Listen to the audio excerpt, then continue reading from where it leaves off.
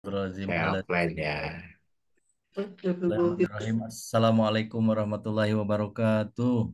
Waalaikumsalam warahmatullahi wabarakatuh. Alhamdulillahirabbil alamin. Assalatu wassalamu asrofil anbiya'i wal mursalin sayyidina wa maulana Muhammadin wa ala alihi washabihi ajma'in. Amma ba'du. Alhamdulillah kita panjatkan puji dan syukur kehadirat Allah Subhanahu wa taala yang mana kita masih diberikan kesehatan, nikmat hidup ya, nikmat kesehatan, nikmat hidup dan kita masih bisa bermuajahah dengan teman-teman pada malam ini. Salawat dan salam juga kita sampaikan kepada junjungan Nabi Muhammad Sallallahu Alaihi Wasallam, pada para pengikutnya, para keluarga, sahabat sampai akhir zaman. Sebelum kita memulai acara kajian Islam tematik yang berjudul tentang toharoh atau bersuci ini, ya kita membacakan surat Al-Fatihah. Semoga apa yang disampaikan oleh Ustadz Sam ini dapat bermanfaat dan barokah bagi kita semua. Ila hadratin Nabil Mustafa Rasulullah SAW wa ala alihi wa azwajihi wa zuriyati wa ahli baiti syai'ul ilahum. Al-Fatihah. A'udzubillahi A'udzubillahi minasyaitonir minasyaitonirrajim. rajim. Bismillahirrahmanirrahim. Alhamdulillahirabbil alamin. Maliki yaumiddin. Iyyaka na'budu wa iyyaka nasta'in. Ihdinas siratal mustaqim siratal ladzina an'amta 'alaihim ghairil maghdubi 'alaihim waladdallin. Amin. Alhamdulillah. Selanjutnya silakan Ustadz Sam untuk menyampaikan kajian Islam tematiknya yang berjudul tentang Toharoh pada malam ini. Mudah-mudahan bermanfaat, berguna bagi kita semua. Silakan. Wassalamualaikum warahmatullahi wabarakatuh. Waalaikumsalam warahmatullahi wabarakatuh. Bismillahirrahmanirrahim. Assalamualaikum warahmatullahi wabarakatuh. Waalaikumsalam. Alhamdulillahilladzi anzala sakinatan fi qulubil mu'minin. Asyhadu an la ilaha illallah wa rabbil alamin. Wa asyhadu anna Muhammadan abduhu wa rasuluhu khatamul anbiya'i wal mursalin. Allahumma shalli wa sallim wa barik ala sayyidina Muhammadin wa ala alihi wa sahbihi ajmain amma ba'd. Usikum wa iyya bitaqwallah faqad fazal muttaqun. Puji syukur kita panjatkan kehadirat Allah Subhanahu wa taala. Salawat dan salam semoga Allah selalu curahkan pada suri teladan kita Nabi besar Muhammad sallallahu alaihi wasallam, pada keluarga, sahabat dan pengikutnya hingga zaman. Khairu rahimakumullah, sebagaimana permintaan minggu lalu ya kita mengulang tentang fikih ibadah. Jadi eh, judul besarnya saya rubah untuk pertemuan terkait dengan fikih ini. Ini seri pertama ya, kajian fikih ibadah untuk warga Arga Cita. Eh, Kalau ada yang ngomentari karena ada yang belum kenal wajah saya, mohon maaf saya masuk itu bersama Pak Azam ya. Kita mau membahas toharoh ya, mungkin ini sepele ya, tapi saya yakin ya sebagaimana permintaan Uda Daniel ya minggu lalu, bisa jadi ada beberapa hal yang mungkin mungkin belum belum secara detail ya. Jadi kita mengingatkan kembali. Eh, Yohan rahimakumullah, terkait dengan toharoh ini tentunya kita membahas kenapa ada bahasan toharoh, karena kita cerita tentang sholat.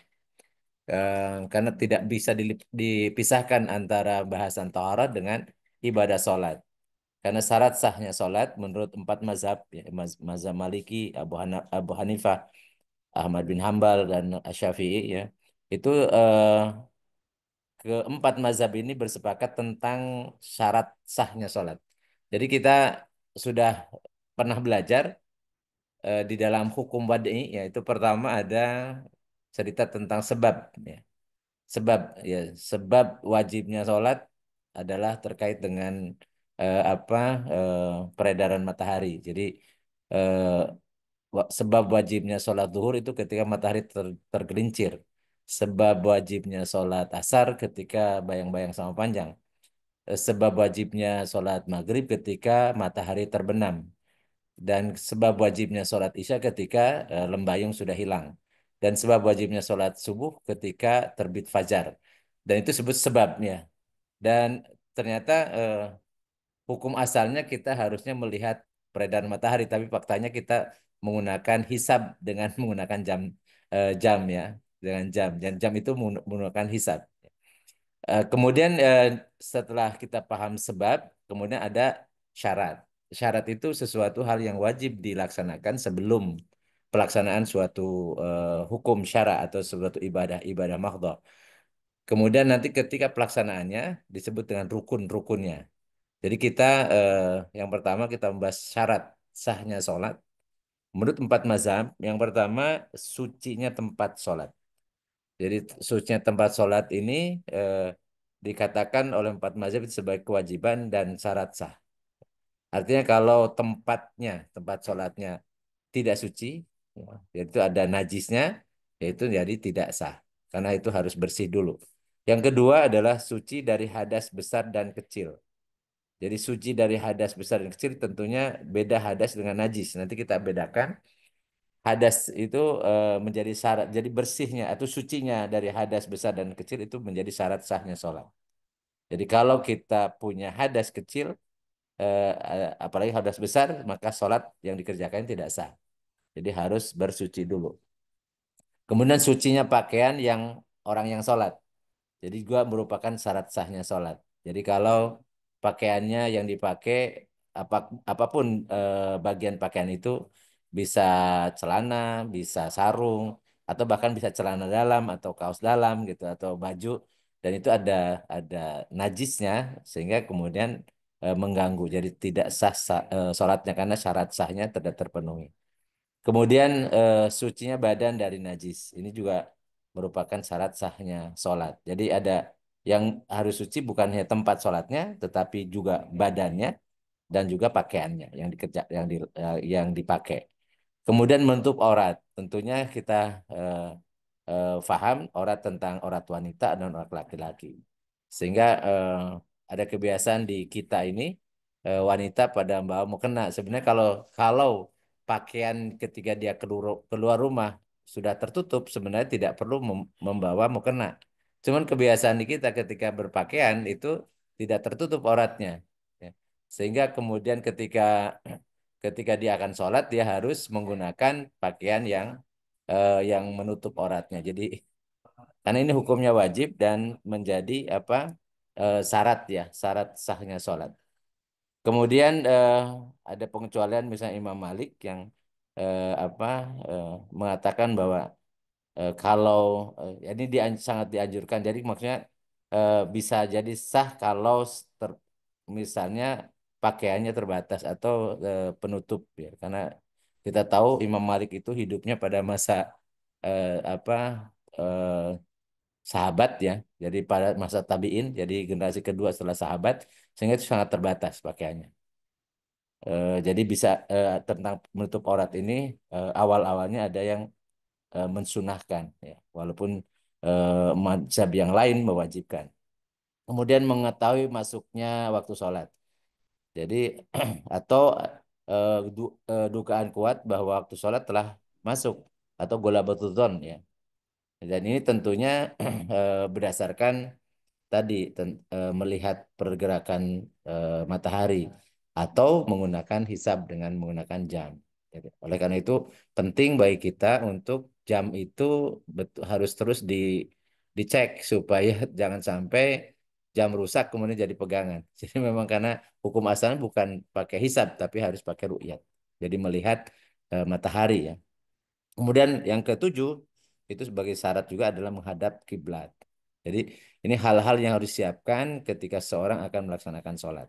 Dan yang kita bahas pada malam ini terkait dengan tadi bersuci dan bersuci dari najis dan bersuci dari hadas. Jadi toharoh itu dibagi dua, bersuci dari najis atau bagian ini berlaku pada badan, pakaian, dan tempat. Kemudian yang kedua bersuci dari hadas. Ini hadas besar dan hadas kecil. Jadi bagian ini khusus tentunya tentang apa manusianya, tentang orangnya itu badannya, seperti mandi, berwudu dan tayamum. Nah, kemudian kalau kita cerita tentang najis, jadi cerita najis berbeda dengan cerita hadas ya. Jadi seringkali orang suka keliru. Jadi ketika dia sudah wudhu, kemudian bajunya kena najis. Apakah wudhunya batal? Ya, jawabannya tentunya tidak, karena beda ini bukan bernajis, bukan berhadas, tapi ada najisnya. Sehingga yang harus dibersihkan adalah najisnya, bukan harus atau dianggap batal wudhunya ya. Jadi seputar najis ini ada tiga. Insya Allah saya mau ulang saja. Najis mukhafafah, najis mutawasito, dan jadi najis mughaladha. Najis mukhafafah ini memang sekarang ini jarang ya karena ini disyaratkannya anak per laki-laki, bayi laki-laki yang hanya mengkonsumsi air susu ibu saja. Ya, kalau misalnya walaupun anak laki-laki dan masih kurang dari 2 tahun, tetapi sudah makan, sudah minum susunya susu sapi ya, jadi susu apa instan ataupun selain ASI ya, maka sudah berubah bukan lagi najis mukhafafah, jadi berubah menjadi najis mutawasito. Jadi memang disyaratkan itu memang hanya minum air susu ibu saja, jadi sehingga dikategorikan najis ringan dan eh, membersihkannya cukup dengan membilas saja. Jadi tidak tidak perlu dikucek atau diperas ya. Jadi cukup dengan dibilas saja itu sudah dianggap hilang. Karena disebut najis yang ringan atau najis mukhafafah. Kemudian yang kedua adalah ini yang paling banyak adalah najis mutawasito, yaitu najis pertengahan atau tingkat sedang ya. Ini ada dua jenis. Yang pertama ada mutawasito hukumiyah, jadi serah hukumnya najis. Jadi diyakini di situ ada wujudnya tapi tidak tidak ada bau, tidak ada rasa atau tidak kelihatan gitu, tidak ada warna. Misalnya ada air seni yang sudah kering eh, atau ada apa bekas ya, bekas yang kita tahu di situ ada kena kena najis walaupun tidak kelihatan ya, tidak kelihatan warnanya atau apa bisa jadi baunya juga sudah hilang, tapi kita yakini di situ ada najis. Nah, yang seperti ini mencucikan cukup disiram di atas air, disiram dengan air di atasnya. Jadi apa atau seringkali dulu kalau yang bapak-bapak ini ya kalau pakai celana dalam itu misalnya ada yang kering dan kemudian kita ragu kita waktu pernah mungkin kena cipratan dan seterusnya maka cukup bagian yang kita duga kuat di situ ada najisnya yang kemudian kita siram air dan dibersihkan bagian yang lain nggak apa-apa nggak dicuci ya itu kalau seandainya kita yakini di situ ada bagian tertentu yang di situ ada najisnya jadi yang bagian yang ada najisnya saja yang kemudian dibersihkan. Nah sedangkan mutawasitoh ainiyah artinya seain dia memang ada jadi meninggalkan wujudnya ada baunya ada warnanya ataupun kalau kalau dirasakan ada rasanya ya tapi nggak mungkin orang kemudian merasakan najis ya jadi cara mencegahnya itu memang harus sampai hilang wujudnya hilang keberadaannya hilang warnanya hilang baunya sehingga ini mau tidak mau harus eh, bisa dikucek diperas dan seterusnya dan karena eh, biasanya tercampur ya ketika apalagi sudah di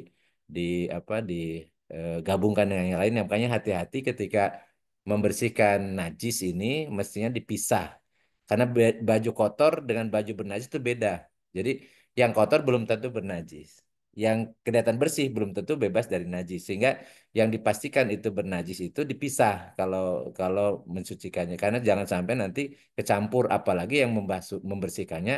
Nah, nanti persyaratan tentang air nanti ada pembahasan tentang air dua kula. Jadi kalau digabung kemudian airnya juga terbatas biasanya di mesin cuci kan nggak sampai 2 kula tuh. Begitu digabung maka kemudian najisnya ini bercampur dengan yang lain. Nah, makanya ini kadang-kadang ini nggak telaten, apalagi kemudian yang yang nyucinya juga bibi, misalnya pembantu, dia nggak ngerti tentang fikih itu ya, hari kemudian dicampur saja. Maka hendaklah yang dipastikan itu yang ada najisnya dipisah. Jadi dia bersihkan dulu najisnya. Kalau sudah hilang najisnya, baru kemudian dicampur dengan yang pakaian kotor untuk dicuci bareng. Jadi supaya najisnya tidak nyebar ke yang lain. Ini sepertinya sepele tapi ini menentukan karena ketika bajunya kena najis maka kemudian nanti sholatnya tidak sah atau diyakini itu kecampur walaupun mungkin tidak udah tidak bau lagi karena pakai sabun ya bisa jadi tapi itu sudah diyakini ada kena najis maka ini juga nanti bisa hukumnya nanti mutawasito hukumiyah jadi ada najisnya walaupun tidak kelihatan ya wujudnya. Nah ini yang harus diwaspadai. Seringkali kita ceroboh dan bisa jadi pakaian itu masih mengandung najis. Kemudian yang terakhir tuh najis mughaladah itu kita saya paham itu terkait dengan eh, apa ada dua makhluk, dua binatang ya.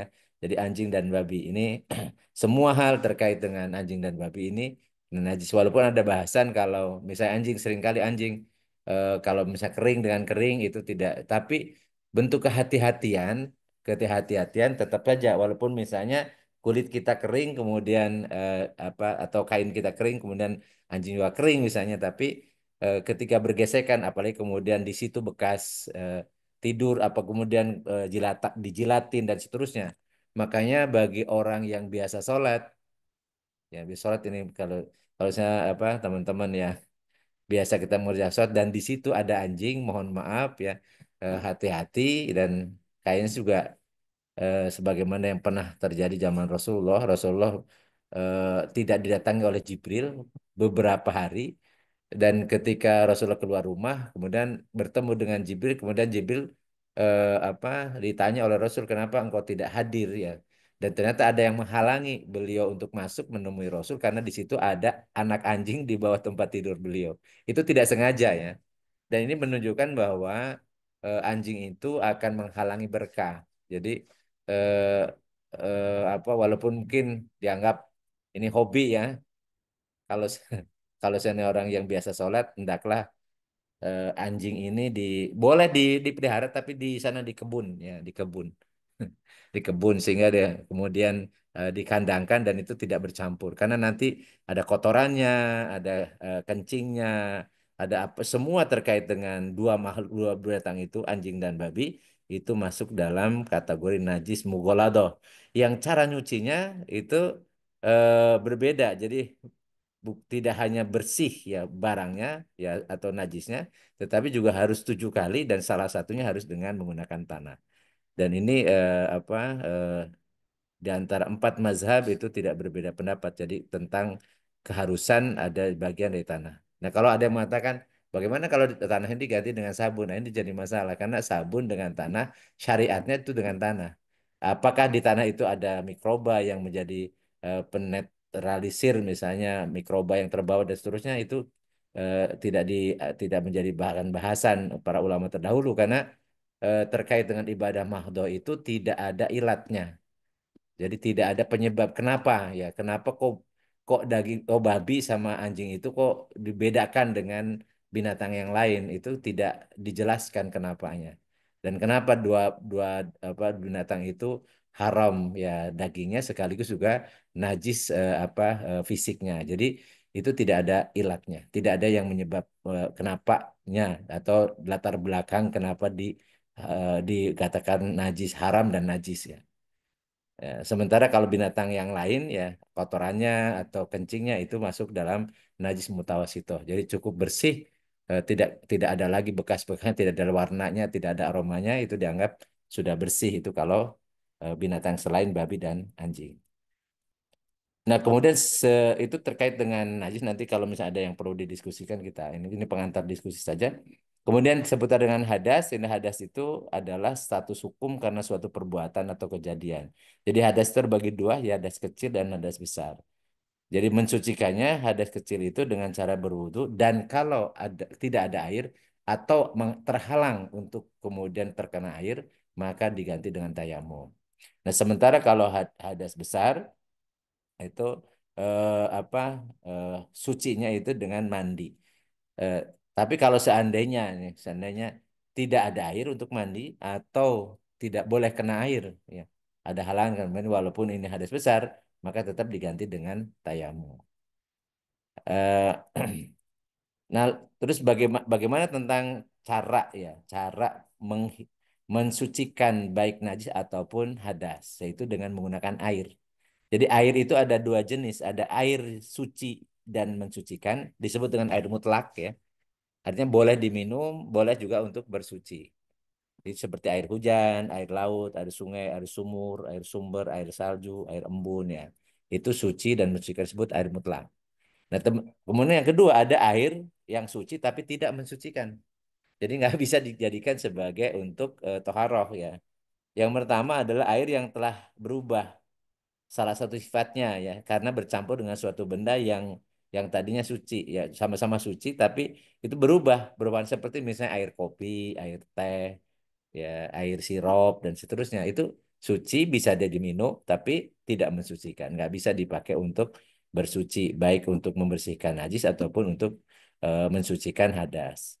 Kemudian air dari pepohonan atau buah-buahan ya, seperti air kelapa, air nira atau jus gitu yang yang air-air yang memang itu bukan memang apa tidak murni sebagaimana air ya. Artinya di situ ada campuran-campuran yang memang digunakan bukan untuk bersuci. Biasanya untuk tadi untuk minuman atau untuk membuat apa makanan ya sebagai bahan makanan dan seterusnya. Kemudian ada air yang kurang dari 2 kula ini pembahasan tersendiri ya.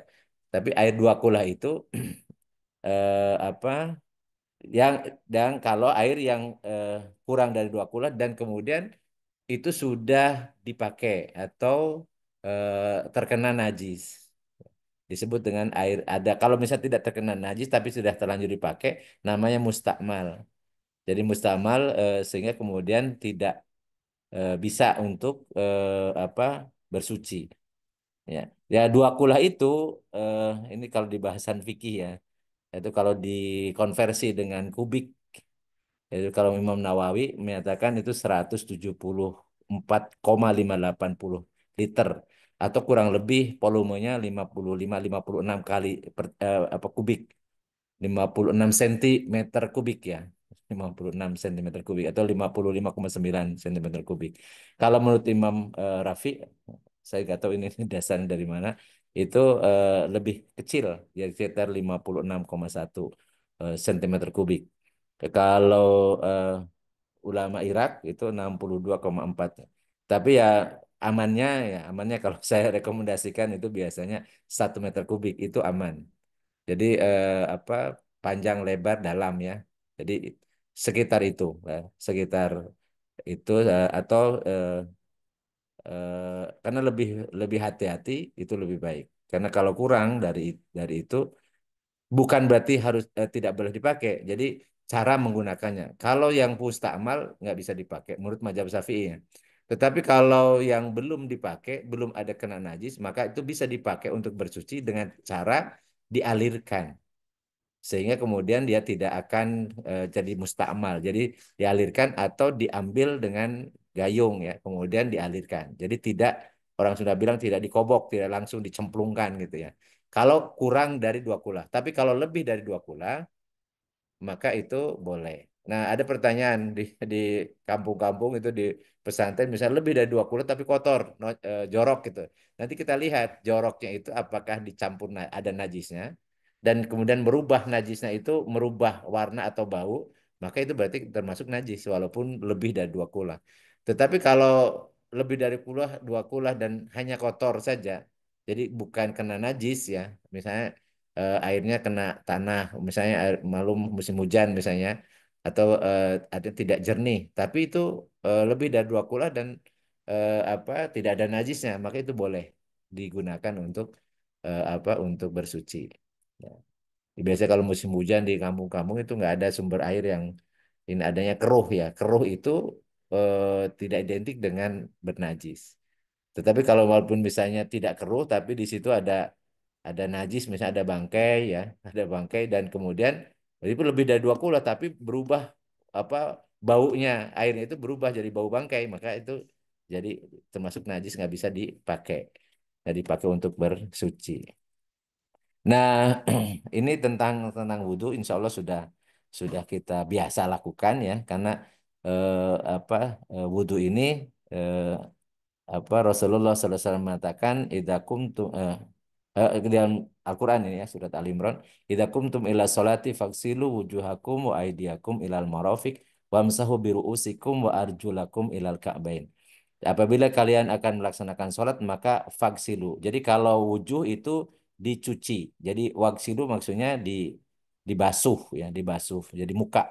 Wujuhakum wajah itu adalah batasnya sampai tempat tumbuhnya rambut. Itu seluruh wajah. Jadi nah bagaimana kalau botak ya dia dikira-kirakan lah tempat tempat apa tumbuhnya rambut sampai mana. Kalau misalnya gundul nggak berambut ya. Jadi itu wajah wajah. Kemudian wa aidiakum demikian pula dua dua tangan. Dua tangan itu harus dicuci ya, dicuci. Itu ilal marofik. Marofik itu mirfaqaini disebut dalam apa kalau fikih apa Safinatun Najah ya. Itu mirfaqaini itu sampai 2 sikut. Jadi sampai sikutnya kena. Kalau ilah itu sampai ke tempatnya. Jadi tidak boleh kemudian kita basuh karena kehalang, biasanya kehalang apa lengan baju ya. Kemudian itu nggak sampai sikutnya, itu nggak sempurna dan bisa jadi nggak sah wudhunya. Jadi kalau sah nggak sah wudhunya nanti sholatnya nggak sah. Jadi harus dipastikan sikutnya. Karena di sini dalam ini Al-Qur'an ya, ila itu artinya sampai ke tempat itu. Jadi kalau nggak sampai berarti nggak pakai ila. Jadi ila itu huruf jar ya. Jadi sampai termasuk ya apa sikutnya terbasuh. Kemudian wamsahu biruusikum. Kalau ruus, roksun itu tempat tumbuhnya rambut. Jadi bukan rambutnya.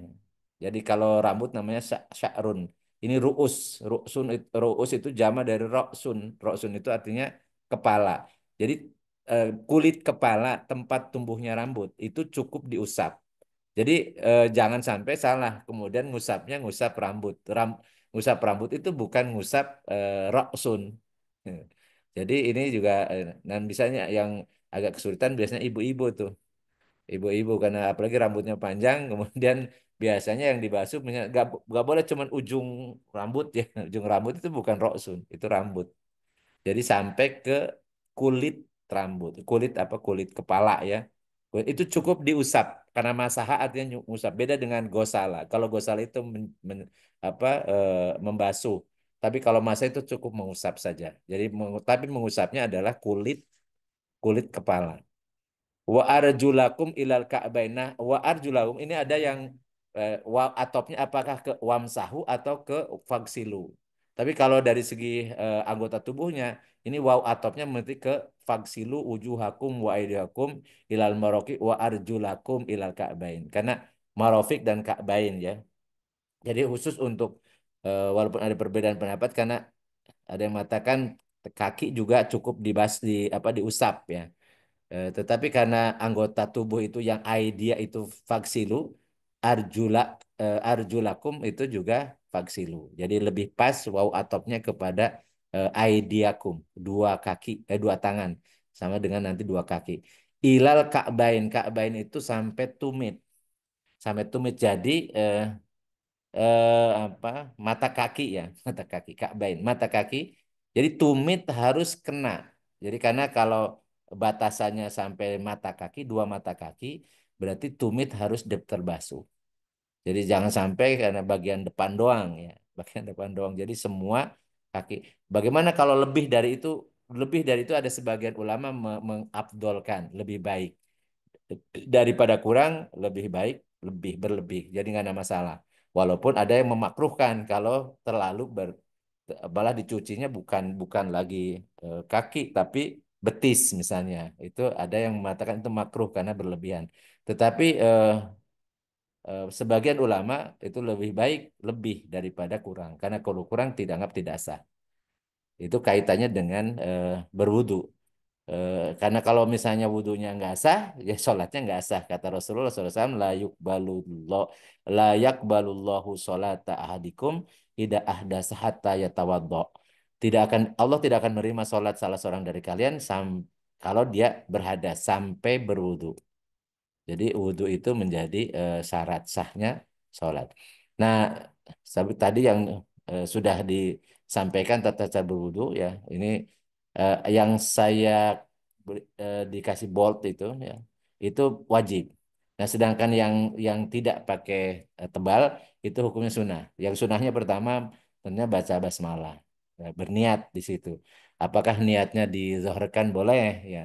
Karena talafudun niat itu menurut mazhab saya itu lebih utama supaya membimbing hati gitu. Walaupun tidak dilafatkan dia mengatakan nawaitul wudu'a li rafil hadasil asgori lillahi ta'ala misalnya tapi di hati udah niat berwudu itu sah nggak apa-apa karena niat itu hakikatnya ada di dalam hati. Tapi talafudun ya itu lebih diutamakan kalau menurut mazhab Syafi'i. Kemudian membasuh telapak tangan 3 kali hingga ke sela-sela jari itu disunahkan untuk menghilangkan kotoran-kotoran yang melekat ya apa di tangan. Kemudian berkumur-kumur ya tamat madha itu juga 3 kali itu disunahkan. Kemudian membersihkan lubang hidung namanya istinsyak. Jadi menghirup ke air ke hidung sampai kemudian terasa sampai ke otak ya itu disunahkan. Walaupun eh, sebagian dari kita nggak sanggup ya karena.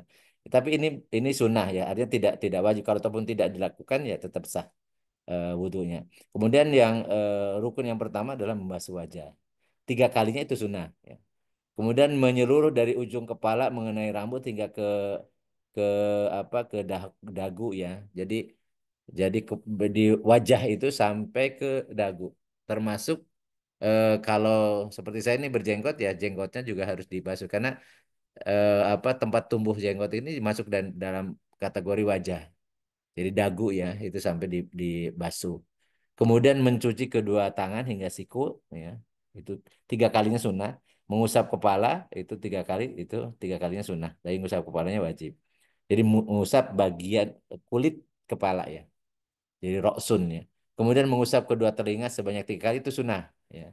Jadi kalau ini untuk sekalian membersihkan ya apa yang ada di lubang telinga itu disunahkan. Jadi bukan bukan rukun.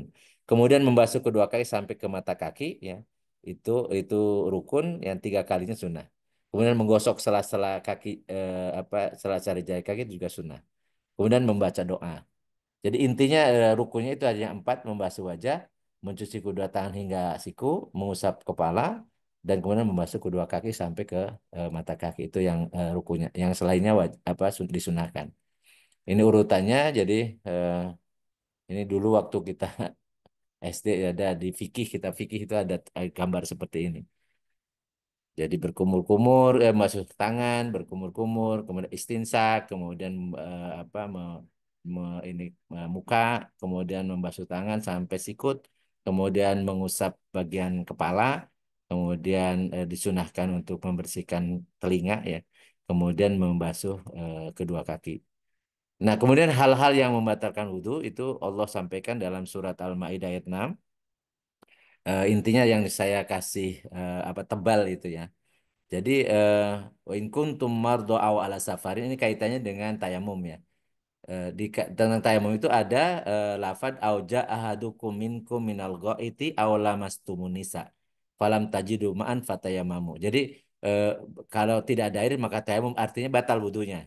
Jadi di sini ada yang membatalkan wudu adalah ja'a ahadun minkum minal goit. Apabila salah seorang dari kalian kembali dari goit. Goit itu dulu adalah kakus atau WC, tempat buang air besar dan kecil. Sehingga dari sini kemudian para ulama mengatakan bahwa buang air besar atau kecil termasuk juga buang gas ya dari apapun yang keluar, benda apapun dari kubul dan dubur, dari depan dan belakang lubang alami itu batal wudhunya.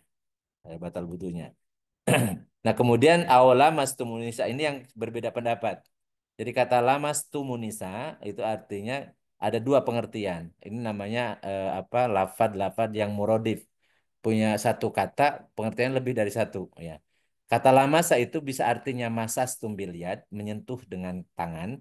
Ada bisa jama'tum. Jama'tum artinya bersetubuh.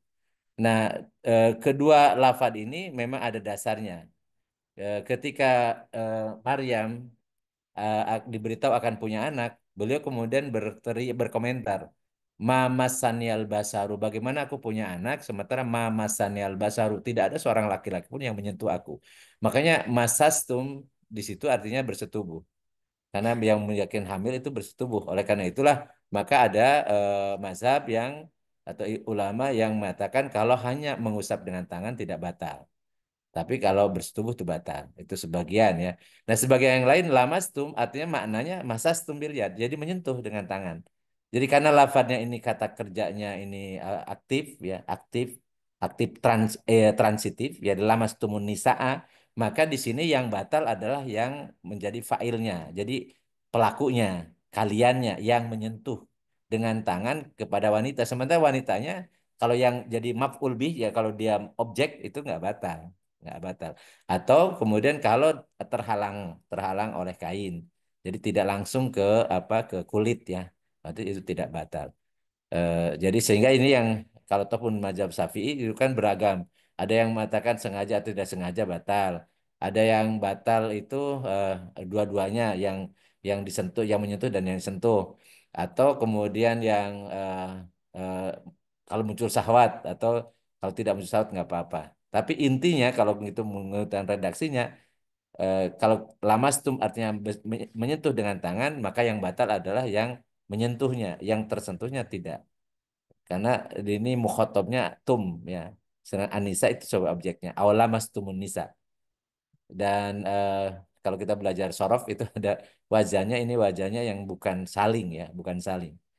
Tetapi yang hanya satu arah. Jadi kalau kalian yang menyentuh, maka batal. Ya, kaliannya, tapi anisanya objeknya enggak. Atau pakai karena penghalang ya, penghalang itu tidak batal. Itu kaitannya dengan kata lamastum yang mengakibatkan berbeda pendapat di antara para mazhab. Kemudian yang berikut yang batalkan adalah sebagaimana sampaikan oleh Rasulullah, faman nama falyatawaddo. Barang siapa yang tidur, maka dia harus berwudu. Artinya tidur membatalkan wudu. Ya. Kecuali nanti ada penjelasan, kecuali kalau misalnya ketika khutbah Jumat biasanya itu tidur kemudian dia terduduk dan duduknya rapat sehingga tidak lubang kubulnya itu, lubang duburnya tidak terbuka gitu ya. Maka itu tidak membatalkan. Tapi kalau tidur dia kemudian sampai kemudian apa apa terlentang atau tengkurap atau apa eh, apa dengan bagian samping kemudian sampai kemudian dia terlelap ya, dan tidak dan terbuka ya duburnya maka itu batal wudhunya. Jadi harus wudhu lagi. Jadi ada Rasulullah tidak menyuruh wudhu ketika ada seorang duduk dan itu dipastikan duburnya tidak terbuka maka kemudian langsung sholat dan dia punya wudhu tadinya ya maka dia tidak batal. Tapi kalau tertidur ya, sampai kemudian bukan duduk ya itu batal wudhunya dan dia harus berwudu lagi. Atau yang yang berikutnya adalah man massa dzakarahu falyatawaddo. Rasul juga bersabda hadis diriwayatkan oleh Imam Ahmad, barang siapa yang menyentuh kelaminnya, zakarnya, maka dia harus wudu. Jadi ini hati-hati kalau habis mandi kemudian eh, apa kita tidak hati-hati ternyata megang atau kita habis wudu makanya disunahkan nih wudu itu kita harus oratnya itu zakarnya ditutup ya atau sudah pakai selendang atau pakai handuk ya sehingga tidak dipastikan tidak tersentuh. Jadi kalau tersentuh dengan tangan maka batal wudhunya. Jadi harus mengulang wudhu lagi. Nah kemudian sedang mandi wajib ini eh, jadi kalau apa kalau junub ya itu harus mandi wa in kuntum junuban fattaharu. Jadi kalau kalian junub maka mandilah. Junub adalah keadaan seorang setelah mengeluarkan air mani atau inzal ya bagi perempuan dan laki-laki karena sebab mimpi ataupun hubungan suami suami istri. Mandi wajib itu praktek mensucikan diri dan dilakukan dengan cara membasuh seluruh tubuh mulai dari ujung kepala hingga kaki.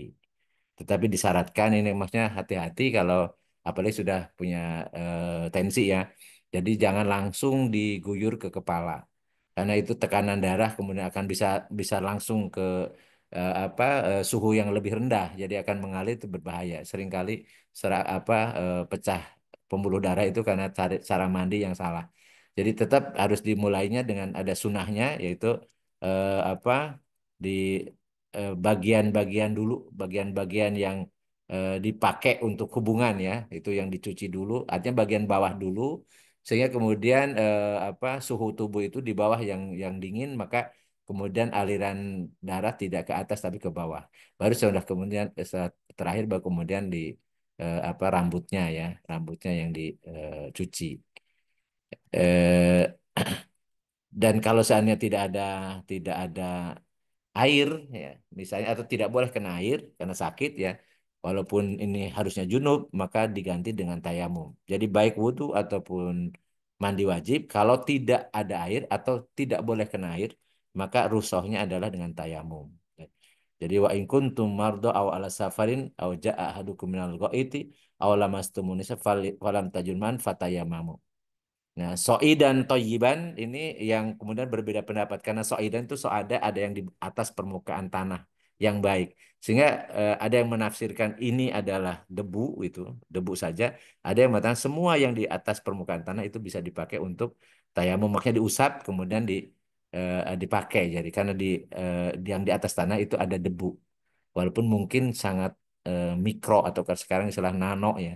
Jadi dengan cara famsahu biwujuhikum wa aidiakum. Jadi cuma dua saja tayamum itu hanya wujuh dan aidiakum. Jadi wajah dan kedua tangan saja. Jadi apa yang harus ini ada sakit yang tidak boleh kena air atau safar tidak mendapatkan air atau buang air besar atau kecil yang kemudian tidak ada air atau menyentuh wanita yang bukan mahram ya dan batal atau yang istri ya istri atau bukan bukan atau wanita lain itu kemudian tidak ada air maka harus tayamum. Jadi tayamum itu ada dua caranya.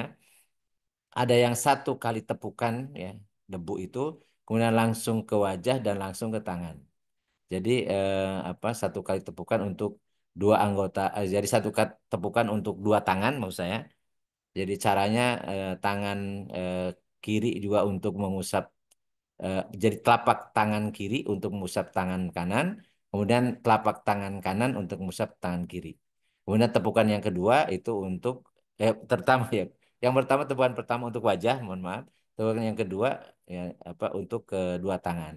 Ada yang satu kali ya satu kali langsung untuk apa untuk wajah ya, kemudian tangan apa kiri kanan. Jadi ada yang satu kali, ada yang dua kali. Walaupun kalau saya kalau seandainya apa mengambil karena jarang sekali tayamum atau mungkin saya nggak tahu kapan itu tayamum ya karena air banyak kalau di Bogor ya. Itu yang dua kali itu lebih aman. Jadi dua kali ngusap ya pada bagian yang diduga kuat ada debunya. Kemudian usapan pertama untuk wajah, usapan yang kedua untuk tangan ya, tangan kiri ke tangan kanan telapak tangan kanan ke tangan kiri. Jadi ini karena hikmahnya ini Allah memberikan kemudahan kepada kita eh, karena orang yang apa ada rusuh karena tidak boleh kena air atau tidak ada air, tetap Allah menginginkan bahwa seorang muslim itu dalam kondisi bersih raganya dan suci jiwanya. Allah menyempurnakan nikmat ya, kemudian atas nikmat iman dan Islam atas orang yang biasa bersuci agar orang mukmin selalu bersyukur dan mentaati syariatnya. Eh, Demikian pengantarnya. Nanti kalau ada yang ditanyakan, diskusikan, monggo saya kembalikan ke Kang Cucu kembali. Ya, Assalamualaikum warahmatullahi wabarakatuh. Waalaikumsalam warahmatullahi wabarakatuh. Ya, terima kasih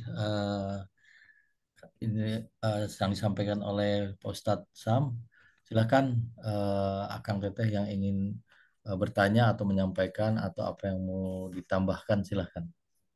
Jadi kembali kepada toharoh dan bersuci menjadi syarat sah sholat ini yang sangat penting ya Pak Ustadz ya Iya, iya. untuk kita semua. Dan saya yakin sebenarnya eh, ya kita ini sudah paham ya, cuman mengulas lagi khawatir ada hal-hal yang terlewat atau kebiasaan yang mungkin kita asal-asalan ya. Ya, Jadi betul. mohon nggak bisa asal-asalan karena ini menjadi syarat sahnya sholat. Karena Ya, kalau wudhunya nggak sah, nanti sholatnya juga nggak sah. ya jangan jangan keburu-buru. Biasanya udah Betul. ketelat soal apa di masjid. Iya, Wah, ngejar rakaat. Ini ada iya. Teh Gina. Silakan Teh Gina, silakan. Iya, Assalamualaikum warahmatullahi wabarakatuh. Waalaikumsalam warahmatullahi wabarakatuh. Kebetulan Sabtu kemarin di pengajian Ahwat kan membicarakan tentang toharoh ini, Ustadz. Iya, Eh, jadi kemarin Umi Hima kan bilang kalau apa pertama tentang ini apa namanya tuh yang dengan debu itu kok jadi lupa saya istilahnya tayamum. Nah, tayamum, ya. ya itu katanya sekarang sudah ada yang jual debu untuk tayamum. Karena kalau misalnya Kak di pesawat kan steril gitu. Jadi kalau Iya, misalnya itu tak apa kemungkinan nggak ada debu dalam pesawat gitu. Jadi dijualah debu untuk tayamum.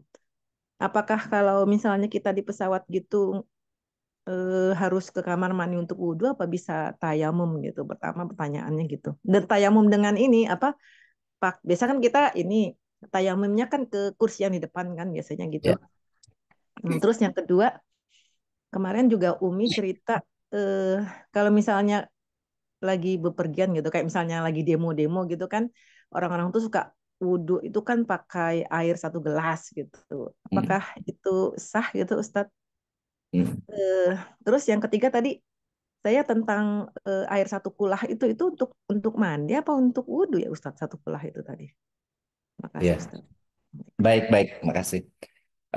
Tentang apa tentang tayamum itu apa kalau kita baca ayatnya ya, jadi pakai menggunakan apa kalau kita belajar bahasa Arabnya ya. Jadi menggunakan isimnya isim nakiroh. Jadi eh, so'idan toyiban. Jadi so'idan itu sesuatu yang ada di permukaan tanah yang baik ya, yang baik maksudnya tidak ada suci, tidak ada najis maksud saya, tidak ada najis. Maka kemudian ini eh, berbeda jadi khilafiyah, terjadi perbedaan pendapat. Mazhab Syafi'i artinya yang menggunakan fikih Imam Syafi'i, maka soi dan tayyiban itu artinya debu, beri berupa tanah, tanah yang lembut, yang itu memang harus berupa fisiknya. Gitu. Nah, tapi sebagian ulama eh, karena soi dan tayyiban itu yang di atas permukaan tanah itu di situ pakai nakiroh, jadi nggak mesti harus dalam bentuk tanah. Jadi semua yang ada di permukaan tanah, jadi apapun bendanya itu bisa di situ ada debu yang walaupun mungkin sangat mikro ya, sangat mikro yang itu kemudian bisa dipakai kemudian dengan mengusap ya, mengusap dinding atau apa tempat duduk gitu ya. Itu kemudian sah. Ini memang jadi yang khilafiyah seperti ini ya apa balik lagi kepada hukum asalnya. Jadi Allah memberikan kemudahan yuridullahu bikumul yusra wala yuridu bikumul usra. Jadi kalau kita memang mampu ini yang berpegang kepada mazhab Syafi'i ya. Kalau kita mampu untuk tayamum dengan debu, maka lakukan dengan debu. Tetapi kalau seandainya tidak memungkinkan kita seperti di pesawat ya, di pesawat.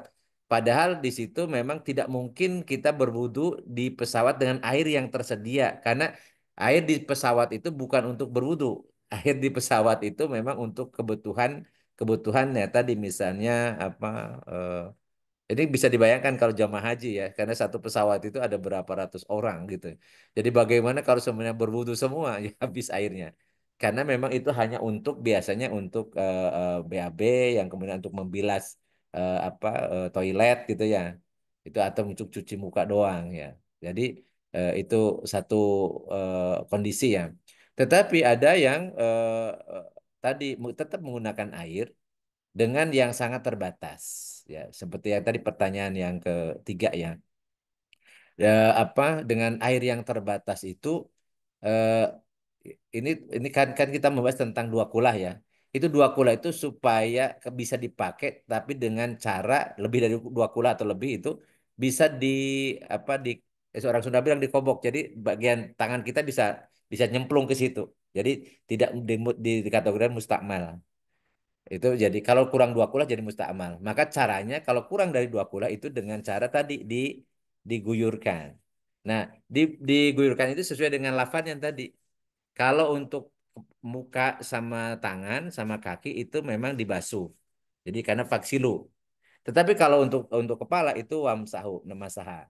Walaupun dengan misalnya 1 gelas ya botol atau 1 gelas air mineral ya itu bisa dilakukan tapi tidak mengambil sunahnya. Jadi tidak mengambil sunahnya tidak 3 kali tapi 1 kali saja sehingga kemudian bisa cukup. Ya, itu bisa dilakukan di mana saja dan sekarang ini misalnya di kalau kita umroh atau ini ada memang dikasih ada di ini air yang memang untuk berwudu.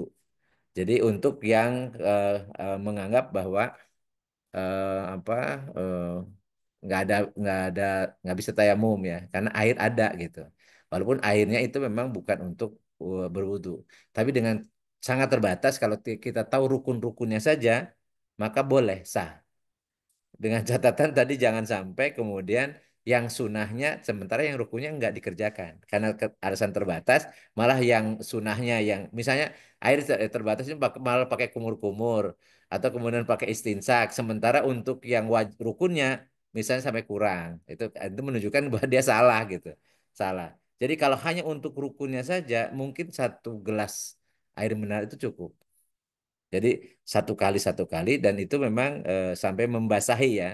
Jadi karena gosala itu artinya membasuh itu sampai basah.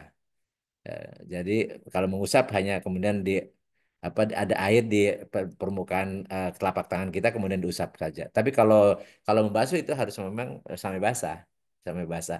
Dan tangan cukup sekali-sekali, wajah cukup sekali, kaki cukup sekali, tetapi sampai ke sikut kalau tangan, kemudian kaki sampai ke mata kaki. Sekali-kali mungkin cukup. Mungkin, tapi tergantung ini, tergantung orangnya. Kalau orangnya sudah apa biasa dengan itu, insya Allah cukup. Tapi rukunnya saja, jangan sampai rukunnya tidak terpenuhi ya karena tidak sah kalau rukunnya tidak dipenuhi. Jadi itu kaitannya dengan penggunaan air kurang dari 2 kula. Jadi boleh dipakai dengan catatan tidak tercampur ya, tidak tercampur dengan najis atau bukan musta'mal, bukan yang bekas dipakai berwudu ya. Tapi itu memang betul-betul air suci dan mensucikan. Tapi karena kurang dari 2 kula, maka kemudian caranya adalah apa tadi dengan dialirkan, dialirkan. Bisa dialirkan pakai kran. Kalau misal tadi sebesar aku ya bisa dialirkan, tapi dengan apa sangat apa ya, sangat ngirit lah gitu ya. Dan pastikan bagian-bagian itu terpenuhi. Kalau seandainya ragu tidak ngambil itu tayamum yang karena tayamumnya harus pakai debu tidak mungkin kan kita bawa debu ke pesawat dan seterusnya mungkin amannya membawa dengan air yang terbatas tapi kita tahu rukun-rukunnya saja kita penuhi sehingga kita berwudu bukan tayamum walau alam bisawab Terima kasih, Ustaz. ya mangga Ya, terima kasih eh Teh Gina ya.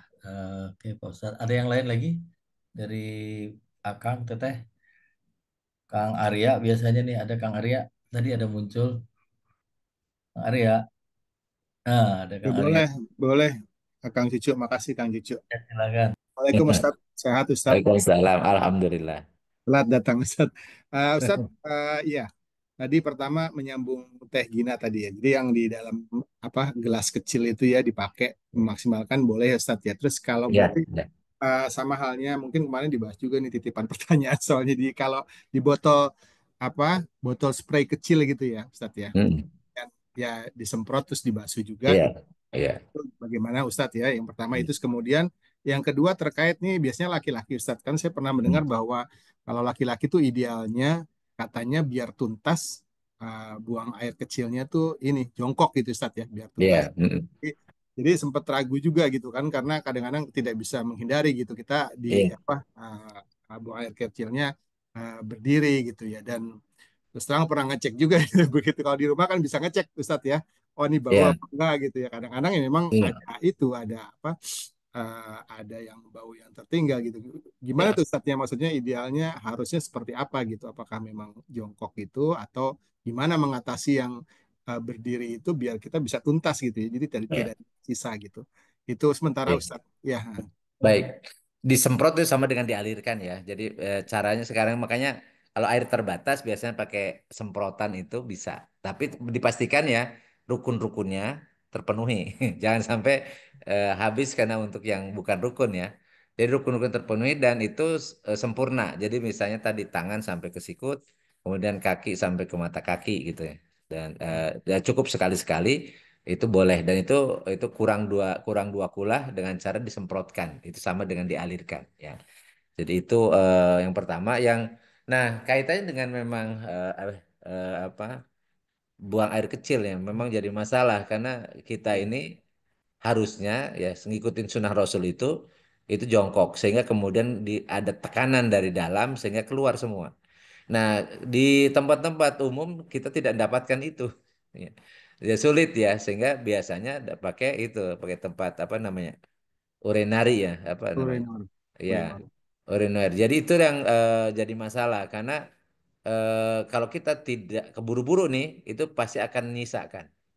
Akan Ya. menyisakan nanti itu kadang-kadang kerasa, kadang-kadang tidak terasa. Itu nanti kemudian kita kalau cium tuh apa Di celana rumah dalam ciumnya Ustadz. itu bau. Bau ya. Jadi memang apa ada sebagian yang mengatakan itu ada yang apa dimaafkan kalau karena ketidaksengajaan dan tidak juga sepengetahuan kita gitu ya. Eh, karena Rasulullah mengatakan dak ma yuribuka ila ma la yuribuka. Jadi tinggalkan apa yang meragukan menjadi yang tidak ragu ya. Jadi kalau itu kita pastikan sudah selesai sebenarnya sudah tuntas, tapi ternyata di luar kendali kita, tidak sepengetahuan kita, kemudian ada yang cairan yang keluar Sisa. belakangan gitu ya. Jadi tidak Ya, jangan belum selesai. Itu bisa rufi al-qalam. Jadi dimaafkan ya, dimaafkan. Eh, Kenapa? Karena memang ya kondisinya seperti itu. Tidak mungkin kan juga kita misalnya ya paling lebih hati-hati biasanya ya pas kita mau sholat ya kemudian kita eh, apa lepas celana dalamnya gitu ya. Masa nanti pakai lagi. Tapi kan agak susah ya. Robo Susah Ustaz. kalau di kantor, di bus, di macam-macam itu. Iya. Itu. Jadi dalam kondisi-kondisi yang seperti itulah maka ya Allah menginginkan kemudahan. Yuridullah bikum. Jadi sesuai kemampuan kita. Mastata'tum. Jadi kita memaksimalkan usaha ya usaha. Dan kalau itu di luar kemampuan kita maka itu dianggap sebagai apa keadaan darurat atau keadaan rusoh ya yang masyakoh yang itu dapat keadaan rusoh dimaafkan. Karena intinya ya sholat itu memang kan sesuai kemampuan. Jadi kalau kita memang tadi rukun-rukun itu apa di syarat ya syarat-syarat itu kalau kalau mampu memenuhinya. Kalau tidak mampu kemudian makanya di situ ada rukhsah, ada pada kondisi darurat. Ya seperti misalnya yang sakit nggak bisa boro boro boro, boro wudu tayamum pun sulit katanya gitu. Terus gimana? Apakah dia sholat tanpa wudu tanpa tayamum karena kondisi yang tidak sanggup dia lakukan itu? Ya, jadi tayamum pun nggak memungkinkan, maka ya Allah Maha tahu kondisinya. Jadi kalau di luar kemampuan kita, maka itu rufi al-qalam. Jadi bukan karena kesengajaan, ya. Tapi dipastikan kita usahakan ketika buang air kecil itu memang dipastikan untuk keluar semua. Biasanya dengan berdehem ya, gitu bisa sampai kemudian ditekan. Memang sunahnya kita kemudian sambil jongkok. Tapi kan tidak semua tempat ada tempat jongkok gitu kan. Jadi gimana cara kondisi seperti ini? Nah, kondisi seperti itulah maka kita upayakan sampai bersih. Tetapi kalau kita ragu-ragu terus nggak akan selesai-selesai. Kalau kita kena penyakit ragu justru itu jadi masalah.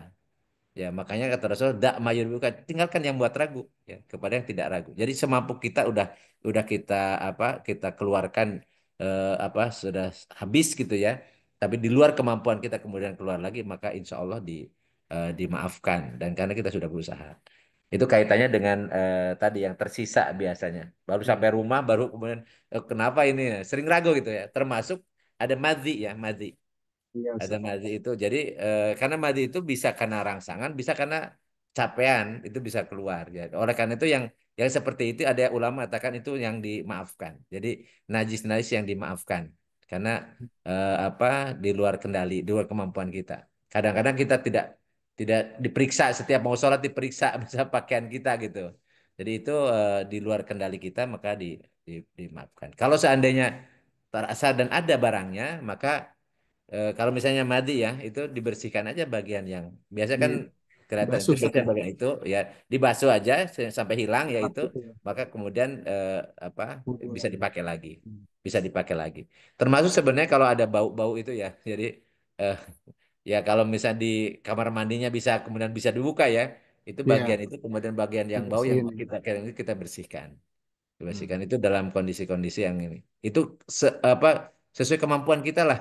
Kita memaksimalkan dengan Memaksimalkan ya. asumsi bahwa itu kita sudah melakukan apa bersuci. Kita sudah bersihkan ya najisnya itu. Kalau kemudian masih tersisa dan di luar kemampuan kita, insya Allah rupi al-qalam. Jadi Allah memaafkannya gitu. Baik, Ustaz. Makasih, Ustaz. Makasih Kang Cucu. Enggak. Tuh, Ya, Ustaz Maki mau nanya kayaknya. kan. Mas. Mas. Ayo, Mas. Assalamualaikum, Salam. Waalaikumsalam. Monggo. Pak Ustadz, apa kabar? Alhamdulillah sehat. Ya, kawan-kawan juga sehat semuanya. Amin, amin ya. Saya mau nanya lagi, tapi agak lupa tadi yang soal air yang mensucikan tadi, Pak Ustadz. Iya, iya. Barangkali bisa dibuka. Kan ada air yang alami, terus air Iya, apalagi yang mm-mm. yang tidak bisa itu air yang sudah bercampur ya. Iya, Misalnya air kopi, air teh, atau air iya, apa saja itu ya. iya, Nah, yang ingin saya tanyakan, Pak Ustaz, misalnya ini kan ada beberapa tempat, misalnya di pabrik atau di tempat-tempat tertentu, ada air limbah, tapi yang sudah diolah atau ada pengolahan limbah, yang mana air limbah itu sudah eh, eh, bersih atau tidak terkontaminasi dengan limbah yang bisa dialirkan ke sungai dan lain sebagainya. Mm. Nah, air itu apakah air yang tadinya bercampur tadi itu bisa dianggap air yang suci dan mensucikan atau bagaimana kalau seperti itu? Iya. Iya, jadi sekarang ada misal pengolahan limbah dari kamar, kan ada Pal misalnya. buangan ya, buangan itu kemudian dimurnikan, disaring, Ya, kemudian di ini kan, ya ada itu water kembali treatmentnya. ya, jadi ada treatment itu menghilangkan najis. Jadi menghilangkan najis kan kan dianggap itu hilang najis itu kalau berubah warna, berubah rasa, Ya, berubah aroma. ya, Jadi kalau dipastikan ya, walaupun tadinya itu limbah ya, limbah, tapi ya. kemudian sudah berubah tuh warnanya jadi jernih, aromanya juga Oh, nggak ada aroma najis macam-macam, maka kembali ya, jadi suci mensucikan lagi. Sama dengan misalnya ini kotoran, kotoran ya. Kita sering kali dulu sering dipermasalahkan tentang apa pupuk kandang ya. Karena ya, kotoran itu ketika jadi kotoran itu memang najis. Tetapi kemudian sejalan seiring dengan proses dekomposisi, ya dekomposisi ya, baik melalui treatment bisa dengan mikroba dekomposer ataupun secara alamiah, kemudian berubah tuh. Kemudian hilang aroma apa misalnya tai ayam atau aroma tai sapinya itu hilang, warna juga ya, berubah, kemudian apa ya istilah kita sudah jadi pupuk lah, jadi sebutnya pupuk kandang gitu ya. Maka itu bukan najis lagi. Jadi itu boleh dipakai.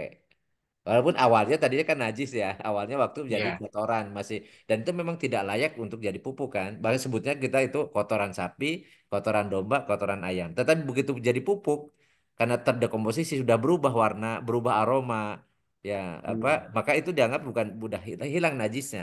Maka kemudian boleh dipakai, boleh digunakan dan boleh perjualbelikan. Boleh diperjualbelikan. Ini kan sama kasusnya dengan tadi, misalnya air limbah yang sudah dimurnikan, dibersihkan, kemudian udah berubah tuh, ya, berubah. Jadi bukan lagi limbah, tapi itu sudah jadi air bahkan jadi minum kan gitu. Sebagian kan ya, digunakan untuk rumah tangga gitu ya. Ya, jadi untuk ya. menghemat itu didaur ulang gitu. Itu diperbolehkan, diperbolehkan. Jadi Jadi tidak kembali lagi pada melihat, basic ya, cerita awalnya. eh, ya, tidak lagi melihat cerita awalnya kan. Iya betul, betul, Tapi betul. pada saat yang akan kita Dipakai, gunakan itu sudah udah bersih. bersih gitu ya, Iya, suci mensucikan, insya Allah. suci mensucikan. Iya. Satu lagi boleh Pak Ustaz. Monggo, monggo, monggo. Jadi tadi kan maunya membatalkan wudhu ya, itu Hmm, eh, eh, menyentuh iya, perempuan, betul. menyentuh perempuan dalam artian eh, bagi yang menyentuh itu batal. Iya, Menyentuh perempuan atau laki lah ya. Bagi iya, yang menyentuh itu batal. Tapi yang iya. tidak eh, sebagai objeknya tidak batal. Enggak batal, enggak batal. Betul ya. Betul, Nah, betul. nah, sekarang gini barangkali. Ada misalnya saya habis wudhu, terus kedatangan datang istri saya, Hmm, biasanya cium tangan misalnya. hmm. Itu batal kan? Batal Sayanya lah, batal. batal Saya lah, batal karena menyodorkan batal. tangan saya untuk dicium kan? Iya, betul, betul, Betul ya. Nah, betul.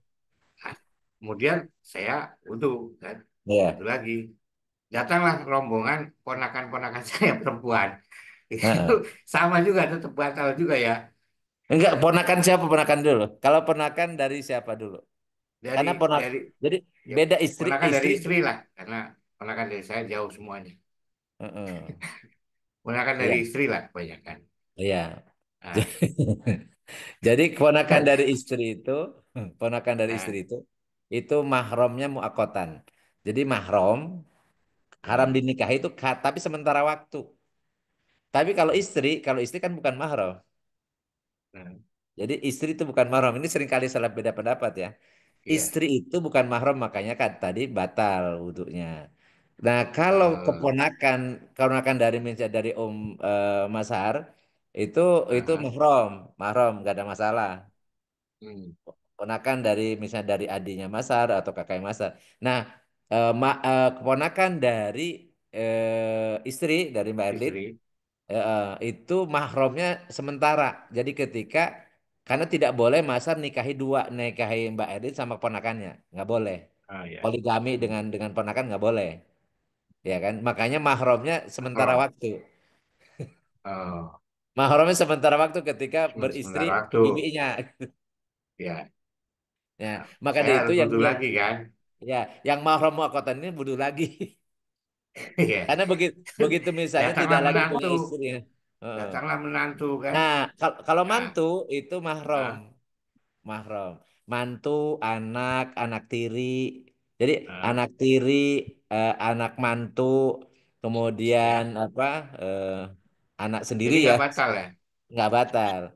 Jadi makanya harus Oh, harus tahu mana mahram, mana bukan. iya. Jadi kalau batal-batal kan udah wudhu terus saya. Iya, ya itu Kamu makanya gitu deh. itu yang Terus Bu berpendapat ya RT datang, Bu RT. bers- Salah. bersentuhan itu lamastum artinya menyentuh dengan tangan. Tapi kalau yang berpendapat misalnya jamatum memang tidak batal termasuk dengan istri. Jadi ingat ya, lamastum nisa itu ya kalau mazhab Syafi'i itu kata lamastum itu kata kerja aktif transitif. Aktif transitif artinya yang batal itu yang aktifnya. Yang Kalau menyentuhnya. yang menyentuhnya, Disentuh. failnya namanya. Kalau Ya. maf'ulnya, objeknya enggak. Nah, kemudian yang kedua, Anisa di situ maksudnya yang bukan mahram. Yang bukan mahram Hmm. itu istri dan Istri. ajnabiyah, istri dan non anak ya. Jadi yang mahram itu siapa? Anak perempuan kita. Kalau laki-laki ya, anak perempuan kita, mantu perempuan kita, anak Ya. tiri perempuan kita. Jadi dari istri Ah, kita ya. ya. Itu adalah mahram. Kemudian ibu kita, nenek kita, bibi-bibi kita gitu ya. Nah, kalau keponakan dari istri atau bibi dari istri itu yang mahramnya sementara sehingga kemudian dikategorikan bukan mahram. Karena begitu Ya. yang nggak bolehnya digabung ya. Tapi kalau kalau misalnya turun keranjang atau naik keranjang gitu ya, naik keranjang atau Hmm. turun keranjang boleh. Jadi sehingga kemudian dikategorikan Telanjang. seperti hukumnya hukum bukan mahram. Jadi batal gitu. Oke, apalagi Terus ya, aku lupa lagi mau ya, nanya lagi. Punten Ya, balik. sementara dua dulu lah. monggo monggo monggo monggo. Matur nuwun, Tinggi tinggi Pak monggo. Ustadz. Baik, Nih, dimatikan. jangan lama sama keluarga. Mbak Yuni, mana Mbak Yuni? Dimatikan dulu Mbak Yuni. Maaf, maaf, maaf. Ya, Jangan, Cuci Mbak Yuni, jangan dulu. dimatikan. Saya nanya sedikit, Kak. Mikrofonnya dimatikan. Assalamualaikum. apa ini? Ya, ya, nggak apa-apa. Lu Tehlin mau tanya tuh. Ah, monggo. Selin, silakan. Ya, ini Ustadz Sam, saya ada sedikit mau nanya begini. Saya punya kawan, dia punya dia nggak punya anak, terus dia mengangkat anak Mm-mm. ponakan suaminya, bukan ponakan dia, Mm-mm. ponakan suami. Nah, kalau ponakan suami itu bukan mahram ya? Ponakan suami ke siapa ya? Mahram ke ponakan laki-laki ke Ya. eh, ponakan dari suami itu bukan mahram untuk Nah, oh ya ya untuk istrinya Paman ya berarti kan ya, istri ya. pamannya ya itu bukan mahram. Begini, terus eh dia kan kebetulan dia tidak bisa punya anak, jadi si istri ini yang nggak bisa Mm-mm. punya anak. Mm-mm. Saya dengar dari dia begini katanya, eh, a- ada pendapat seperti ini katanya. Sayang waktu bayi katanya, saya nggak mencoba menyusui dia. Dia bilang Mm-mm. gitu. Saya bingung menyusui kan dia nggak bisa punya anak, mungkin kan nggak ada air susunya. Tapi dia bilang Mm-mm. begini katanya. Soalnya Mm-mm. kalau waktu itu saya mencoba menetekkan bayi ini ke saya, terus sampai anaknya bisa sendawa, Mm-mm. itu artinya bahwa saya menjadi ibu susu dia katanya. Mm-mm. Saya Mm. belum benar itu Ustaz, gimana ya? Kalau benar seperti itu kan berarti si anak itu nanti jadi mahram Iya, kan? iya Jadi betul. nggak boleh boleh nggak pakai kerudung di rumah gitu. Iya Gimana Ustaz? betul. Terima kasih Iya, sama jadi apakah mungkin apakah bisa orang yang tidak sedang menyusui atau yang tadi misalnya mandul kemudian bisa keluar dari susu? Mungkin bisa ya, mungkin ya. Artinya kalau ada upaya rangsangan misalnya dengan dipaksain disedot misalnya ya, itu kemudian sampai keluar atau ada teknologi yang lain ya, walau alam. Tapi intinya kalau memang betul dan itu disusui sama dia, berarti bukan bukan anak angkat tapi anak susuan. Artinya itu bisa jadi mahram. Tapi kalau anaknya anak angkat dan itu juga walaupun itu apa keponakan dari suami, tetap bukan mahram hukumnya. Sehingga apa? Tapi bagaimana kalau di serumah, ditinggal di serumah? Apakah di rumah itu harus menutup aurat terus? Nah ini yang kemudian sebagian ulama berbeda pendapat. Karena orang rumah itu yang tiap hari ya yang tawafuna alaihim jadi mereka biasa berkeliling di antara mereka kan di situ maka itu hukumnya sama dengan mahram karena pemilik rumah karena satu rumah gitu ya. Walaupun hukum-hukum yang lainnya, tapi hukum tentang tentang tadi membuka aurat ya, tidak pakai kerudung itu sama dengan yang penghuni rumah yang lain. Walaupun hukumnya bukan mahram ya. Karena tinggal di situ, karena setiap saat di situ. Termasuk juga yang berpendapat tentang para pembantu ya, para pembantu yang memang selalu di situ gitu ya. Maka kemudian boleh pakai pakaian yang mihnah namanya. Mihnah itu pakaian rumah lah ya. Kita sudah bahas sebelumnya ya. Nah, tetapi ada yang strict, ada juga pendapat ulama yang strict. Jadi kalau bukan mahram ya, ya hukumnya sama, mau di rumah, mau di luar rumah gitu. Jadi harus tetap menutup aurat. Jadi tergantung pemahaman kata-kata tawafuna alaihim di dalam Al-Quran, orang yang biasa berputar di antara mereka. Jadi yang saling membutuhkan ya, saling melayani di situ. Nah, kembali lagi tapi kalau misalnya tadi memang dia dipastikan sampai nyusui, dan itu bukan hanya apa rekayasa dan atau pengakuan doang ya tapi kenyataan maka itu nggak ada masalah jadi memang itu hukumnya jadi anak susuan yang menjadi mahram ya bagi ibu susuannya dan bagi kalau seandainya ada anak dari si ibu tadi ya kalau nggak punya anak ya udah berarti sama dengan anak susuan itu sama dengan anak biologis jadi nggak jadi mahram ya tetapi bukan menjadi ahli waris gitu ya jadi makanya bedakan ada mahram tapi bukan ahli waris. Ada yang apa eh, ahli waris tapi bukan mahram. Jadi gimana ya ceritanya? Jadi, bukan mahram itu misalnya ahli waris bukan mahram itu suami.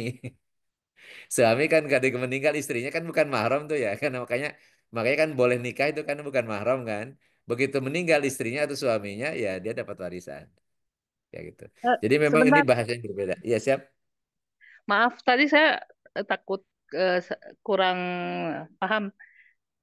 Istri itu kalau bersentuhan habis sholat Mm-mm. wajib, terus saya bersalaman dengan suami terus mau sholat sunnah, berarti udah batal ya? Iya, iya, Mbak Lin ikut apa? Ikut mazhab siapa? Syafi'i atau Hambali atau Maliki? Gak tahu. Eh, Hambali mungkin Syafi'i. ya, Hambali. Kalau ikuti mazhab Hambali nggak batal, Mbak. Nggak apa-apa ya. Tapi kalau Termasuk kita konsisten, harus kalau kita konsisten. tawaf, Kenapa? kalau kita tawaf, Ya.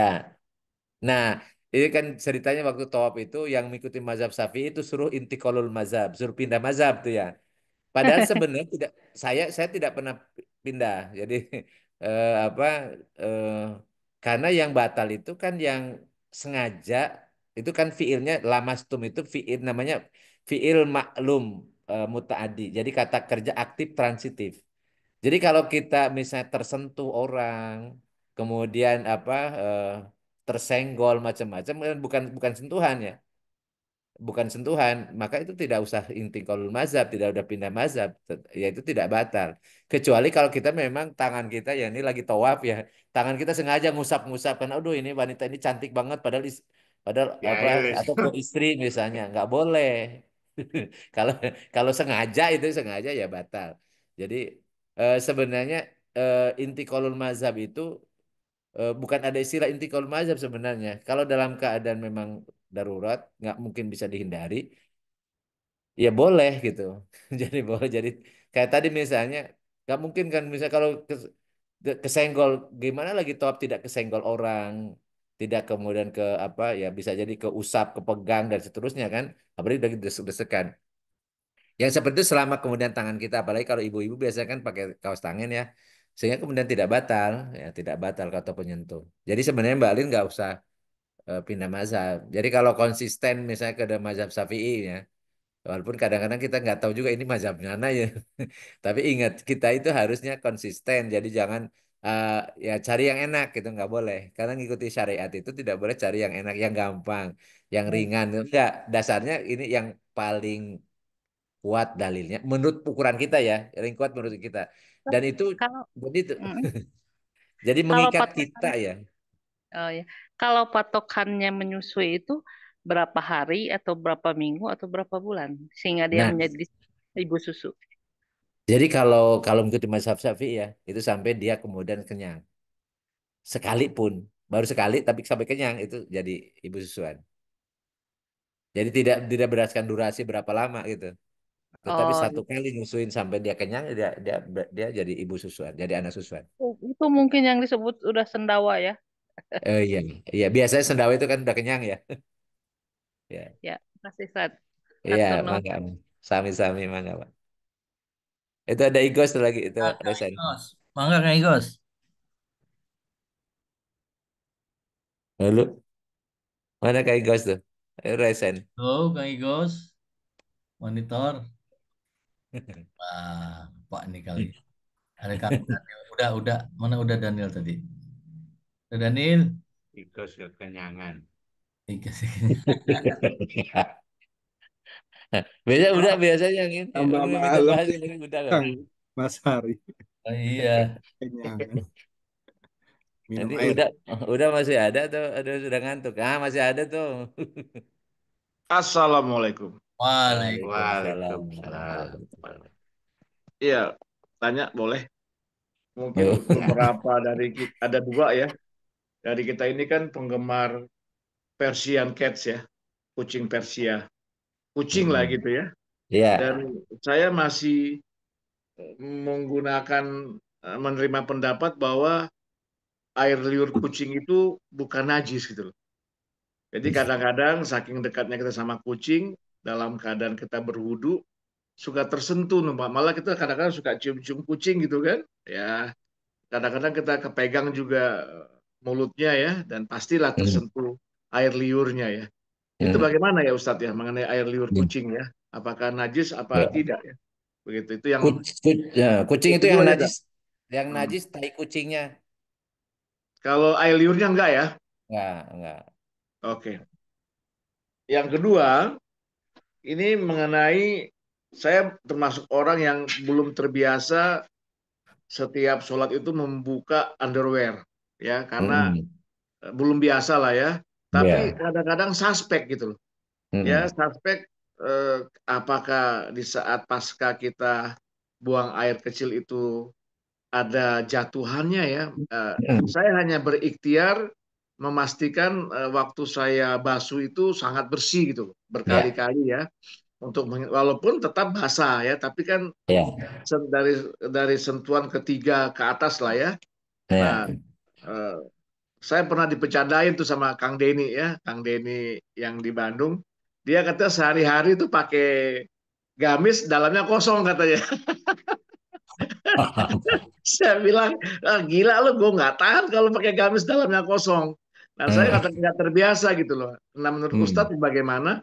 Termasuk saya menilai celana saya gitu loh. Yang kadang-kadang kita Mm. kan laki-laki ini kan Mm. celana kerja itu kan suka berhari-hari baru ganti ya. Mm. Kadang-kadang kita pakai, tapi saya bilang menggunakan dali lillahi ta'ala lah, ini kayaknya nggak kena najis gitu kan. Tapi nggak bisa kita Mm. buktikan gitu loh. Apakah Ya. kena atau tidak gitu loh. Nah, bagaimana pendapat Ustadz kalau saya menggunakan dalil, ini menurut pendapat saya belum terkena apa-apa, termasuk underwear gitu Pak. Atau Ya. untuk amannya diharuskan saja buka, celana buka, ganti sarung gitu Pak Ustadz. Mm. Dan di dalamnya Iya. kosongan gitu loh, begitu kira-kira. Terima kasih Pak Iya. Ustadz. Assalamualaikum Hmm. warahmatullahi wabarakatuh. Waalaikumsalam warahmatullahi.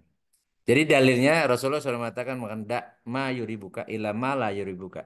Tinggalkan yang buat engkau ragu menuju kepada yang tidak ragu. Jadi Hmm. tergantung ragunya apa. Ragunya saya yakin ini bersih nggak ada najis ya sudah go ahead. Jadi nggak ada masalah gitu. Jadi beragama ini kan mudah ya, mudah.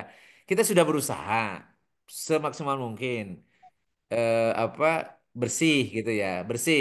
Tetapi di luar dugaan kita, di luar pengetahuan kita ternyata ada najisnya. Nah, Hmm. selama itu kita sudah diyakinkan, yakin tidak ada najis, yakin sudah bersih, go ahead, jalan gitu, jalan. Dak mayuri buka illa mayuri, maksudnya tinggalkan yang buat ragu kepada yang tidak ragu. Hmm. Jadi kalau misalnya kita ragu, ragu ini tadi sudah wudhu atau belum? Maka yang tidak ragu pasti belum kan? Tapi kalau saya sudah batal atau belum? Yang meragukan itu batal atau tidak kan? Berarti kita sudah wudhu. Maka yang tidak ragu itu kita sudah wudhu, belum batal gitu loh. Jadi tergantung kita yakinnya di mana. Itu. Jadi kalau kita sudah yakin kita wudhu, berarti kita belum batal. Kalau yakinnya kita belum wudhu, berarti ini sudah wudhu atau belum? Berarti kita ragunya sudah wudhu atau belum? Berarti belumnya gitu ya. Jadi kita wudhu. Kemudian ini sudah bersih, ini bersih dari najis atau tidak? Kemudian ini tadi waktu saya pakai tidak ada najis. Tapi kemudian saya ragu ini kena najis atau tidak. Maka yang ragu itu kena najis. Maka kita kembali kepada sucinya. Karena waktu dipakai tidak ada najis gitu. Jadi cara berpikirnya seperti itu. Udah. Ya. Ya. Jadi nggak usah kosongan. Jadi kalau memang sudah waktu dipakai nggak ada najis, udah dicium-cium gitu ya, nggak ada aroma, nggak ada apa, nggak ada barangnya dipakai, ya udah. Ternyata di luar Hmm. pengetahuan kita ternyata kecipratan ya, ya, Hmm. ya rufi al qalam itu nggak apa dimaafkan. Jadi ufia lahu, ya. Ufia itu dimaafkan. Yang seperti itu, karena Baik, di luar kemampuan. baik. Apalagi kan sekarang kan urinowar itu kan ada yang di depannya dikasih penutup, membuat kita Iya, tenang, ada yang iya, tidak dikasih penutup. Kadang-kadang iya, kita ragu tuh, cepretannya itu iya, walaupun desainnya itu sudah iya, melengkung begitu, kadang-kadang kita khawatirkan gitu loh. Makanya iya, lebih enak kita buang airnya di kloset jongkok malah kan karena jatuh ke bawah kan kalau urinowar itu yang kita takut iya, cepretannya tuh ke celana ya. Tapi kadang-kadang kita yakin udahlah, insya Allah enggak lah gitu loh ya. Oke, iya. Iya. jadi Intinya tergantung sih kita gini, yakin. eh, Ya. sesuai kemampuan kita. Hmm. Jadi Hmm. yuridullahu bikumul yusra. Jadi bukan juga Hmm. menggampangkan, bukan enggak. Tapi kita Ya. sudah Ya. berusaha hati-hati. Hmm. Tapi di luar kemampuan kita kemudian ternyata kena najis macam-macam itu insya Allah Allah Maha Pemaaf karena bukan kesengajaan. Insya Allah. Atau dalam keadaan Baik. darurat bahkan nggak ada lagi. Kalau ini kena najis Hmm. tapi nggak ada lagi, nggak ada Hmm. lagi yang bersih misalnya. Yang seperti itu Hmm. sholatlah, sholatlah Baik, Ustaz. dengan kondisi apa adanya. Gitu. Oke, cukup Ustaz. Mangga, mangga. Ya. Jazakallah khairan. Ya, sip. Silakan tuh Om Igus tuh kayaknya sudah ada orangnya. Oke, Assalamualaikum Nah, warahmatullahi wabarakatuh. baik. Waalaikumsalam. Waalaikumsalam Ini Gus. pertanyaannya eh, masih berkaitan dengan pertanyaannya Mas Heri tadi itu. Kalau nggak salah tadi di radio eh, bekas air wudhu tidak bisa dipakai untuk air wudhu. Kurang lebih gitu ya Ustadz Sam tadi. Iya, iya. Ya. Nah, sekarang gini nih, ada saya melihat di suatu masjid eh, ini dengan ipalnya. Jadi Hmm, yang bekas air wudhu itu kan outletnya itu dipisah antara hmm, yang untuk WC sama untuk air wudhu. hmm, Nah ini dipisah outletnya. Nah karena untuk penghematan air dan segala macam dengan alasan lingkungan terutama apa air-air yang bekas air wudhu itu ditampung di ipal lagi. Nah itu hmm, dibalikkan jadi air wudhu lagi. hmm. Apakah itu ya dengan pernyataan Ustadz Sam tadi itu apa enggak ini ya, apa bisa didefinisikan bahwa itu juga bekas air wudhu? Ya, tadi yang itu pertanyaan tadi Mas Har ya. Kalau itu ipalnya kemudian diproses dan faktanya sudah hilang warna, hilang bau, hilang. Jadi udah artinya sudah bersih, udah bersih. Dan itu lebih dari 2 kula. Lebih dari 2 kula ya. Jadi yang tadinya ini ditampung, tadinya memang apa bekas wudhu nih, kemudian ditampung, kemudian didaur ulang lah, kemudian di Ya. situ di apa sehingga layak lagi, layak untuk dijadikan atau air suci dan mensucikan gitu. Maka yang kita hukumi adalah yang faktanya. Jadi faktanya kalau itu memenuhi persyaratan bahwa ini suci mensucikan, tanda suci mensucikan itu biasanya bisa diminum, ya kan? Bisa diminum, bisa Oke. ada jernih lah, jernih gitu ya. Berarti parameter utama di volume tadi itu ya. Betul, betul di volume. Oke. Makanya tadi kalau misalnya lewat lewat lebih dari 2 kula, itu dikobok pun nggak ada masalah. Dengan catatan tidak kena najis atau najisnya tidak merubah warna, tidak merubah aroma gitu. Oke, oke. Oke, Insya thank you. Allah boleh. Ya, mangga, mangga. Terima kasih. Assalamualaikum warahmatullahi wabarakatuh. Waalaikumsalam warahmatullahi wabarakatuh. Waalaikumsalam warahmatullahi wabarakatuh. Ya, silakan yang Akang Tete yang masih ada. Oh, tinggal 3 menit lagi, Pak Ustadz. Gak terasa. Ya. Oh, aja sudah, Pak Ustadz. Baik, insya Allah ada berlanjut nanti fikihnya. Jadi Ya. ini baru baru tentang toharoh. Nanti hal-hal yang terkait dengan rusoh, hal-hal terkait dengan rukun-rukunnya, atau sholat terkait dengan sholat ya, seputar sholat termasuk bacaan-bacaannya dan seterusnya. Karena sholat ini kan yang pertama kali akan dihisab. Jadi kalau sholatnya bagus, kata Rasulullah SAW, Inna awala ma yuhasabu bil abdi yaumil qiyamah as-sholat. Sungguh yang pertama kali akan dihisab di yaumil qiyamah dari seorang hamba adalah sholatnya. Fa'in solohat fakot apel hawang jahat. Kalau dia sholatnya bagus, maka dia akan bahagia dan sukses. Wa in fasadat fakot khoba wa khosir. Tapi kalau rusak sholatnya, maka dia celaka, dia rugi gitu ya. Oleh karena itulah sebenarnya karena sholat itu yang utama, mestinya kita itu suruh sungguh-sungguh gitu. Sungguh-sungguh kita ilmunya, dengan ilmunya dan mestinya dievaluasi terus. Selama ini mungkin kita nggak pernah mengevaluasi gitu ya. Jadi jalani aja karena sudah bisa dari kecil gitu ya, termasuk bacaan-bacaannya, ya, kemudian gerakannya dan seterusnya. Maka dari itu mungkin nanti ada seri fikih ibadah ini, mungkin ada 2 atau 3 atau 4 ya pertemuan ya, kita masih membahas tentang itu insya Allah dalam minggu ke depan. Ya, nanti sesuai dengan keperluan seperti ini ya. Jadi ada diskusi ya interaktif di antara kita. Dan balik lagi hukum asalnya bahwa ibadah itu apa tauqifi artinya saklek retak dari sana, tetapi dalam pelaksanaannya ketika ada masyakoh Allah ngasih keringanan ngasih rusuh, bahkan ketika darurat bahkan bisa Allah memaafkan apa sesuai dengan kemampuan kita gitu. Jadi mudah-mudahan apa pertemuan kita bermanfaat dan insya Allah mudah-mudahan minggu depan dalam keadaan sehat semuanya. Insya Allah kita berjumpa lagi dan kita berdoa pada Allah mudah-mudahan Allah selalu memberikan kesehatan, memberikan yang terbaik pada kita semua. Kalau ada teman-teman kita yang sedang sakit, mudah-mudahan Allah angkat penyakitnya dan disehat kembali. Kalau ada teman-teman kita yang punya hajat, mudah-mudahan dilancarkan, dimudahkan hajatnya. Dan kalau sedang ada kesulitan, mudah-mudahan Allah berikan kemudahan, berikan jalan keluar. Allahumma sholli wa sallim wa barik ala sayyidina wa habibina wa karimina wa dhuhrina wa maulana Muhammad wa sallim wa radhiyallahu tabarak wa ta'ala an kulli sahabati Rasulillahi ajmain amin ya rabbal alamin. Allahumma anfa'na bima 'allamtana wa alimna ma yanfa'una wa zidna ilman nafi'an. Allahumma yassir lana umurana kullaha wa la tu'assir alaina. Allahumma hasil maqasidana.